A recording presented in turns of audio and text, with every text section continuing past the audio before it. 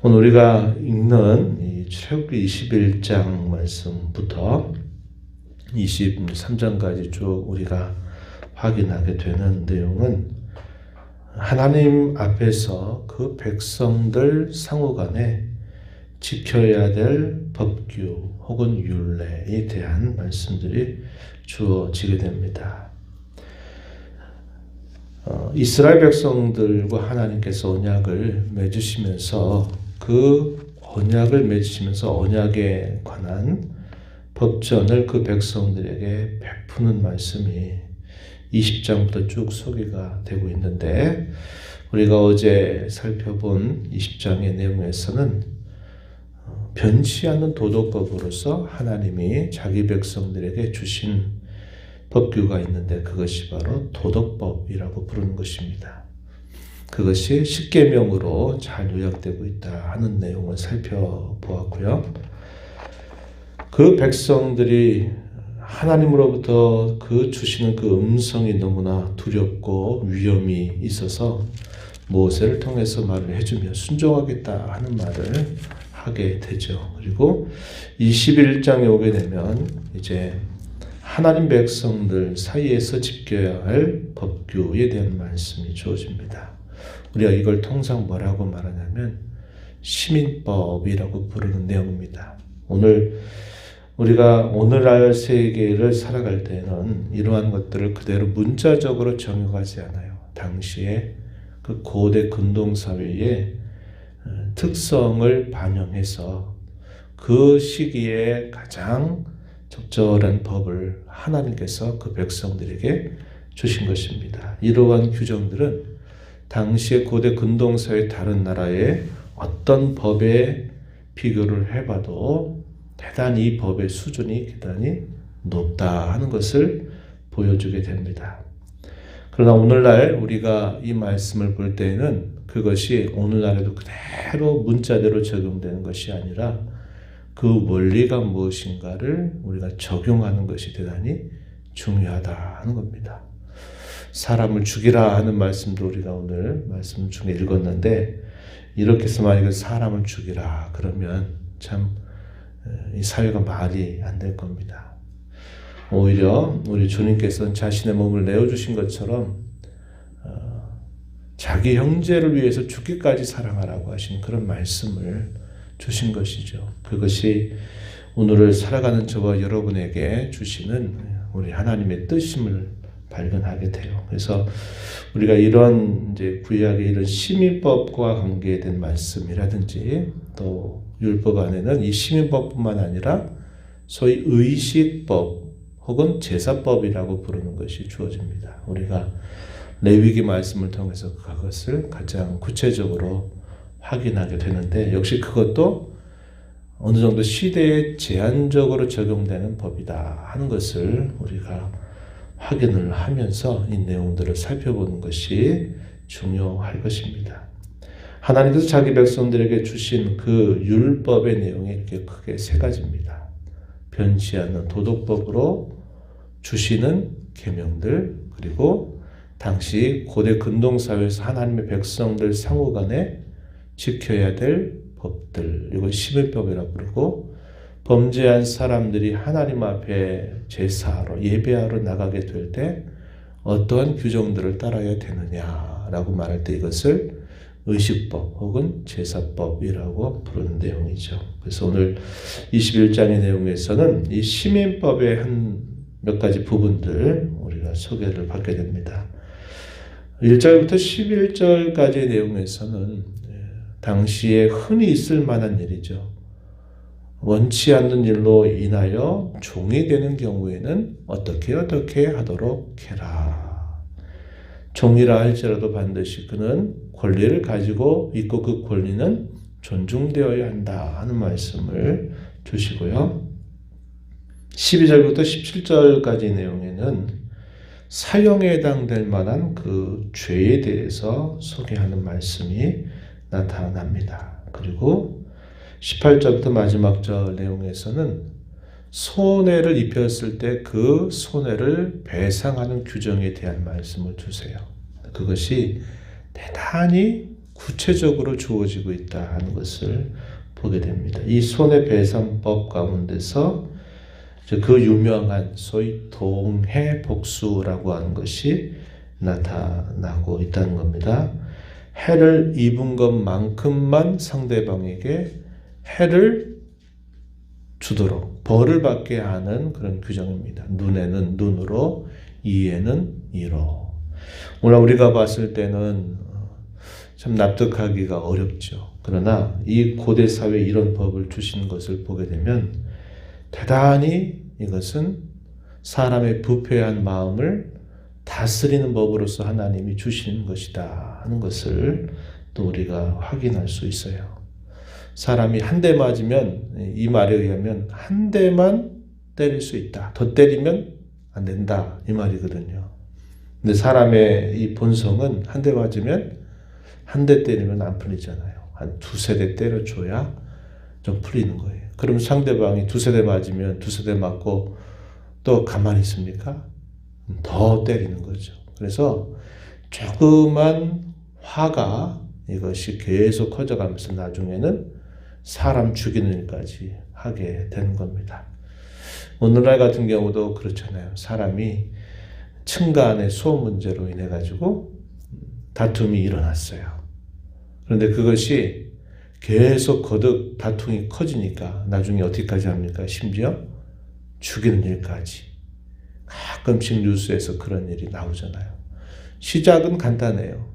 서로가 조금 배려하고 미안하다고 이렇게 하면은 풀어질 문제가 계속 말이 해를 입히고 해를 입히다가 결국은 치고받고 하다가 어느 한편이 죽게 되는 그런 불상사가 나타나는 경우들이 있다 이 말이죠. 그래서 성경이 동해복수라고 하는 것을 준 것, 자기가 받은 해만큼만 입히고 더 이상은 안 된다. 이 규정한 것은 우리 사람의 부패한 본성을 다스리기 위해서 하나님 주신 법이다. 이렇게 말합니다.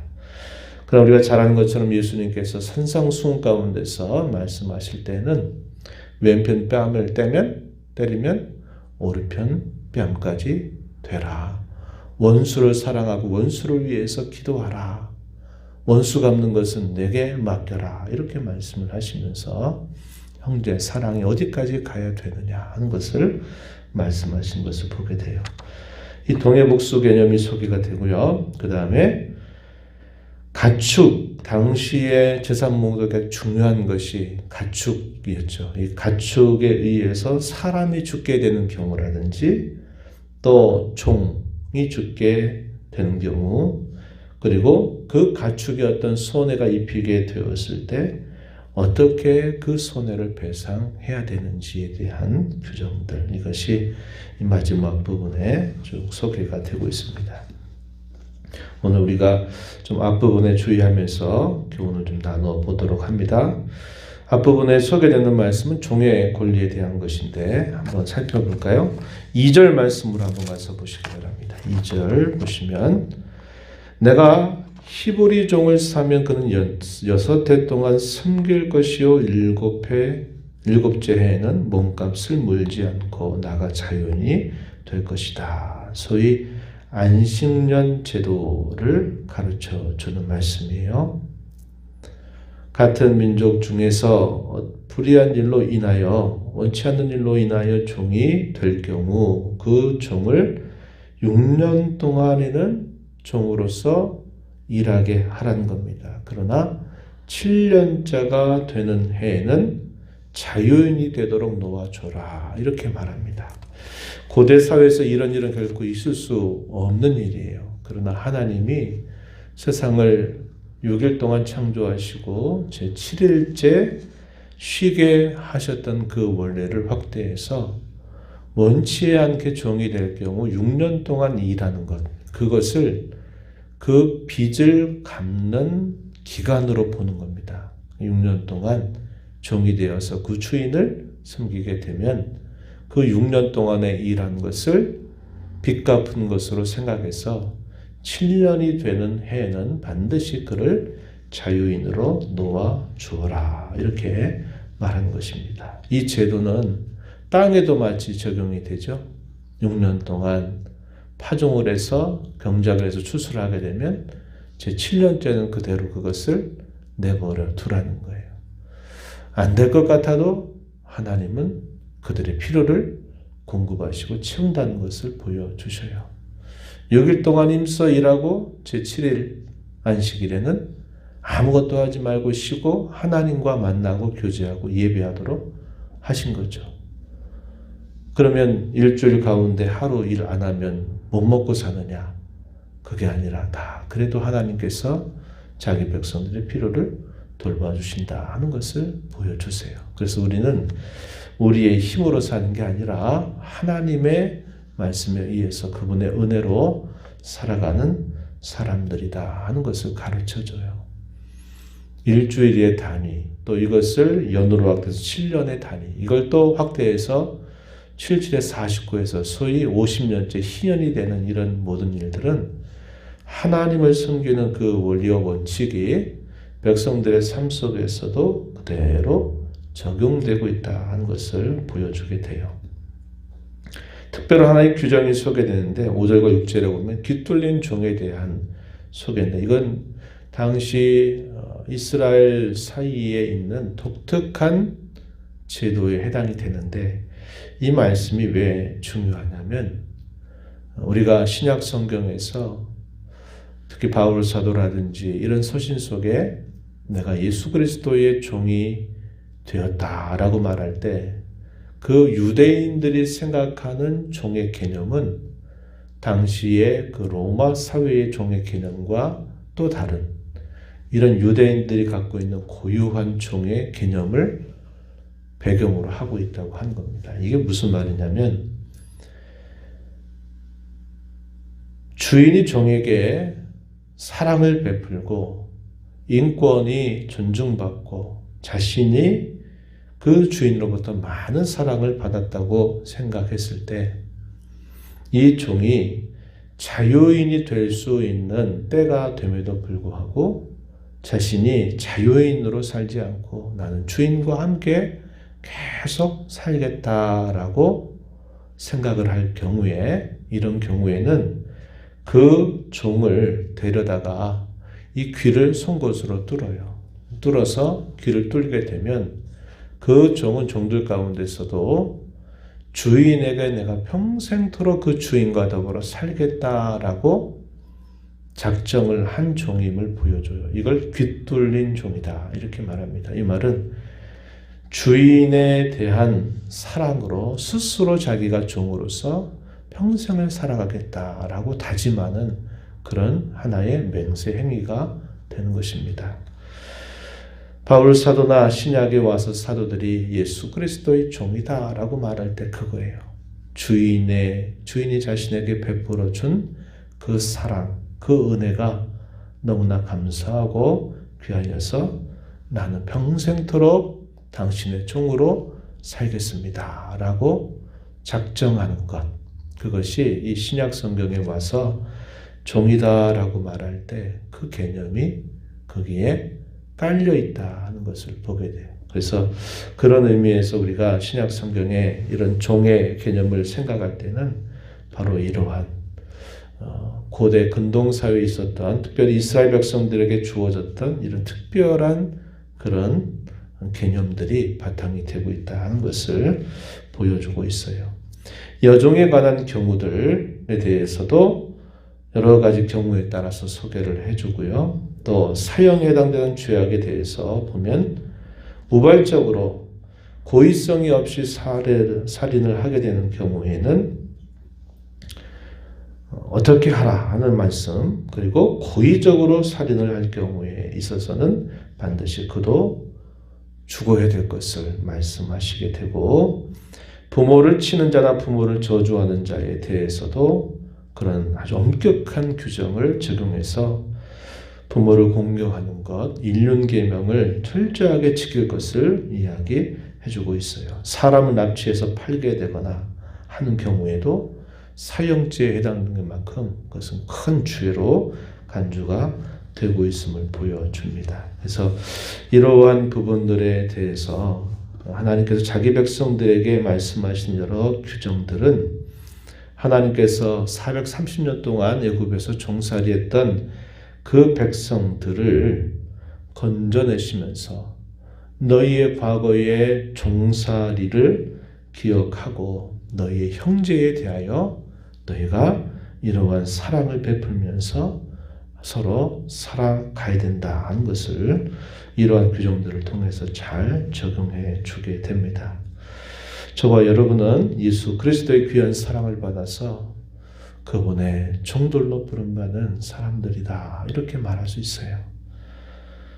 억지로가 아니라 또 어쩔 수 없어서가 아니라 그분이 우리에게 베풀어 주신 그 크신 사랑이 근거가 되고 원인이 되어서 우리가 평생토록 그분의 종으로 그분의 말씀을 듣고 순종하는 자로 살아갈 사람들임을 우리에게 보여줍니다.